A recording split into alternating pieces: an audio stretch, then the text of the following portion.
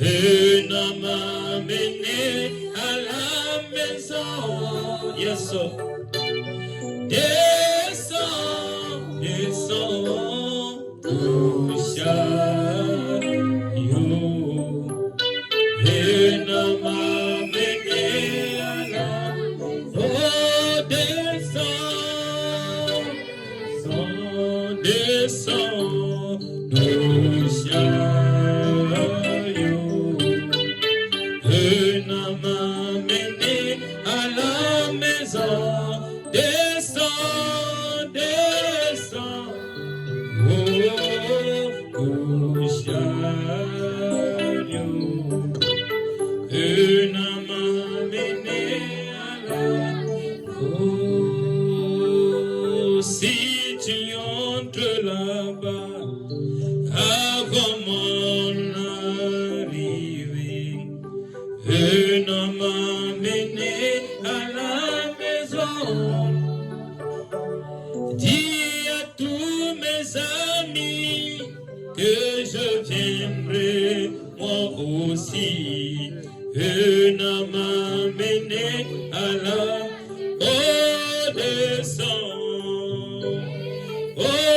descends, doux chariot. Venez m'amener à la maison, descends. Alléluia, doux chariot. Venez m'amener à la maison. Amen. Amen. Prenons nos Bibles. Tojiba Biblia na biso.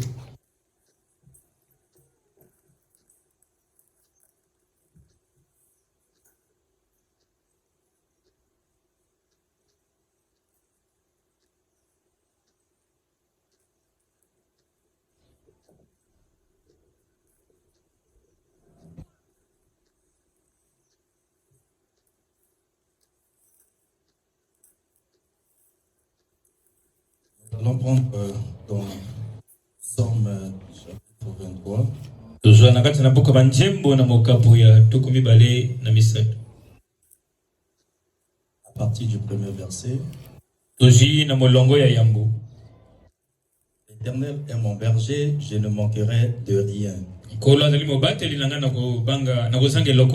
Il me fait reposer dans de verts pâturages.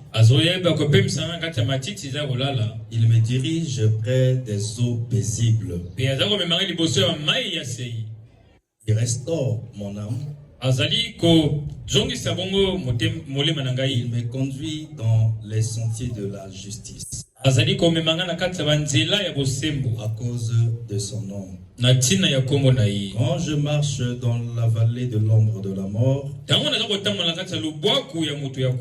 ne crains aucun mal, car tu es avec moi. Avec nos têtes et ta pluie, Père Céleste. Ce soir, nous soyons encore rassemblés ici. Suivant ton appel, Père. Nous avons répondu favorablement et nous avons dit, nous voici. Seigneur Dieu, toi qui as appelé, c'est que tu as quelque chose à nous donner. Dispose simplement notre être, afin que nous soyons connectés à la même longueur d'onde que toi. Parce que toi tu vis au ciel. Mais il y a une relation entre toi et ta progéniture. Cette parole qui nous rassure un lendemain meilleur. Et quand l'homme pensera du chemin, et que tu puisses mettre tes paroles dans ma bouche. Et circoncis les cœurs qui vont écouter aussi. Et laisse que cette parole que nous venons de lire soit le Messie dans les cœurs de tes enfants. La sémence prédestinée. Et que les malades soient guéris. Et les affligés soient consolés. Et ceux qui nous suivent suivre à distance. Laisse qu'ils puissent bénéficier des mêmes effets que ceux qui sont ici. Pour le reste, nous nous abandonnons à toi. Dans le parfait précieux nom de ton Fils Jésus-Christ. Amen. Vous asseoir. Le Seigneur vous bénisse richement. C'est un grand privilège pour moi ce soir d'être ici.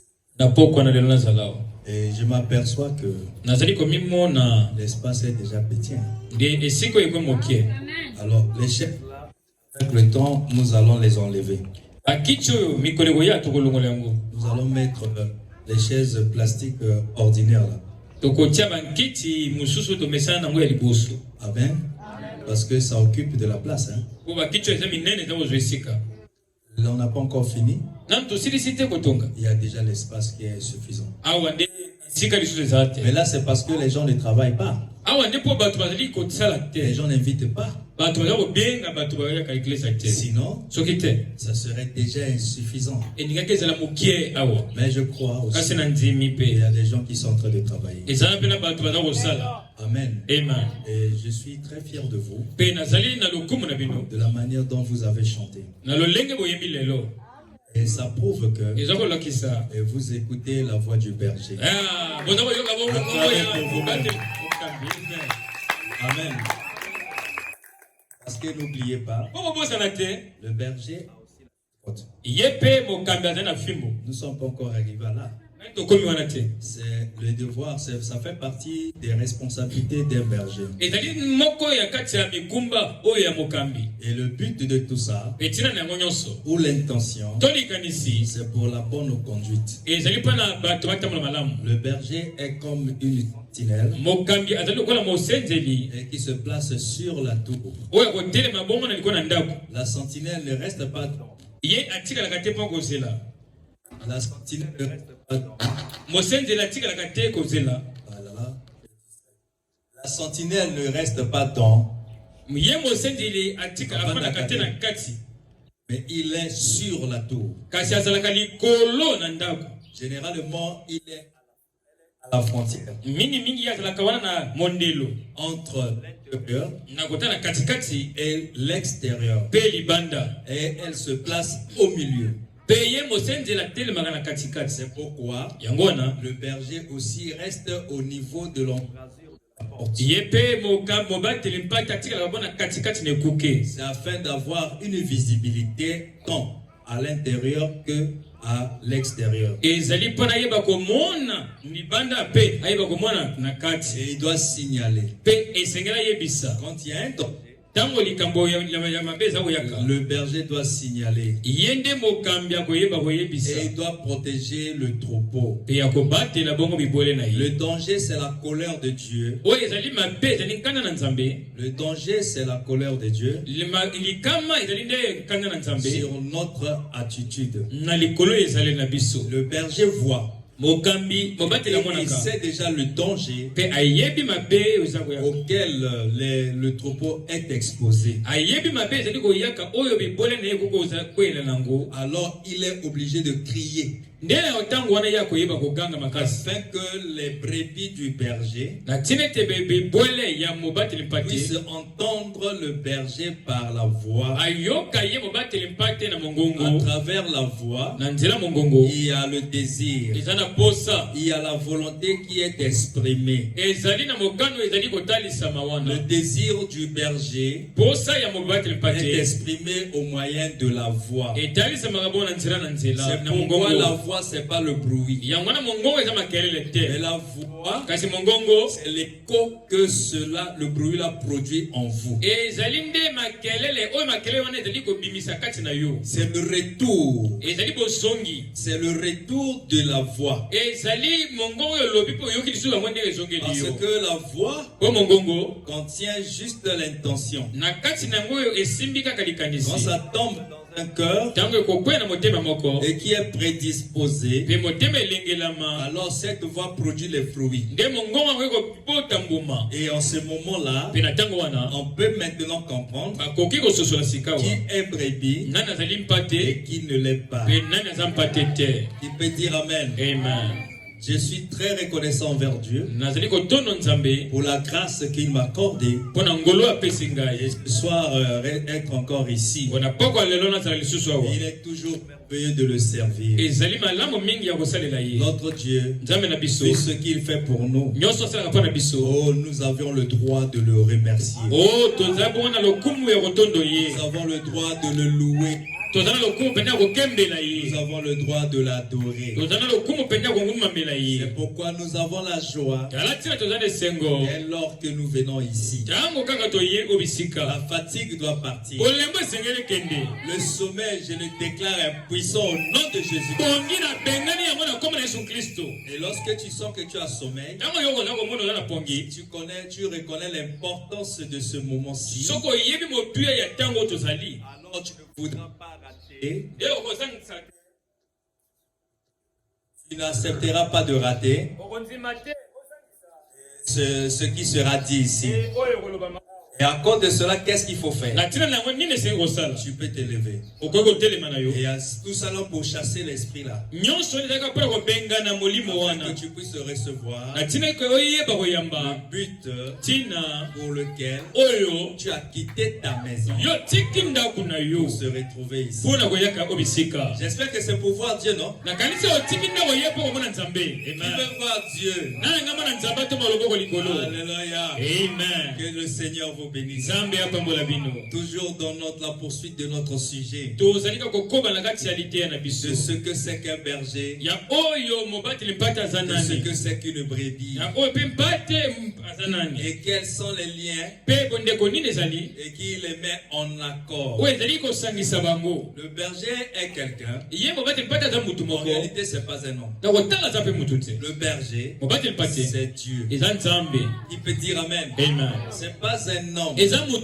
Parce que ce n'est pas moi qui vous ai créé. Ce n'est pas moi qui vous ai protégé. Mais vous venez ici. Ce n'est pas pour m'honorer. Honorer votre Dieu. Comme il est esprit, il a donné la responsabilité. Abraham, il avait le berger en chef. On l'appelait Eliezer. C'est lui qui faisait ses missions. Nous sommes juste des Eliezer. Ne nous en voulez pas. Ce que nous faisons, c'est la commission, la charge, la responsabilité que Dieu nous a donnée.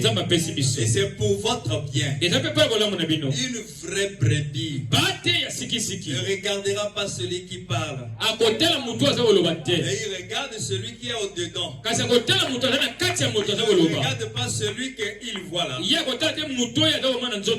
voit au-delà du rideau du temps. Automatiquement, ça lui donnera une perception particulière. On lui parlera plus du respect. On peut plus lui prêcher sur le respect. Parce que le respect viendra automatiquement. Ça s'exprimera automatiquement. À partir du moment où la brebis saura qui est réellement son berger. Qui peut dire Amen? Amen. Frère Branham dit, dans la prédication, le bon berger des brebis. Moi aussi, j'aime une église. Parce que je dois déjà vous dire, afin que vous sachiez, vous saisissez mon intention. Veillez sur les uns et les autres. Celui qui somnole, alors il faut le secouer. Parce que je ne peux pas imaginer. Vous avez chanté avec ferveur. Et quand le vrai moment, la raison arrive, de ce rassemblement, alors tu commences à dormir. Et on dira c'est Dieu. Est-ce que c'est pas Dieu? Parce que le Dieu, il est le Dieu d'ordre. Il ne peut pas appeler afin que tu puisses dormir. Alors si tu es fatigué, alors il faut t'élever. Parce que nous ne voulons pas que tu rates. Nous voulons marcher tous ensemble. Il n'y a pas de délaissés. Il dit dans le bon berger des brebis. Quelle était l'intention que je voulais véhiculer? J'aime l'église qui écrit. Ne faites pas confiance à celui-ci. Dieu t'a donné la possibilité de savoir écrire. Tu dois écrire. À moins que tu ne saches pas. Alors fais maintenant confiance en Dieu. Seigneur, que je n'oublie jamais ces prédications. Et que ça entre dans le cœur. À partir du paragraphe 21. Pourquoi le berger doit-il être tout le temps à la tâche? Il doit se rassurer qu'aucune de ses brebis n'est perdue. N'êtes-vous pas content de cela? Amen. Amen. N'êtes-vous pas content d'avoir un berger qui doit toujours faire son travail? Si le berger perd une brebis, on a dit c'est une honte pour le berger. Je ne sais pas si vous avez saisi. Si un berger perd une brebis,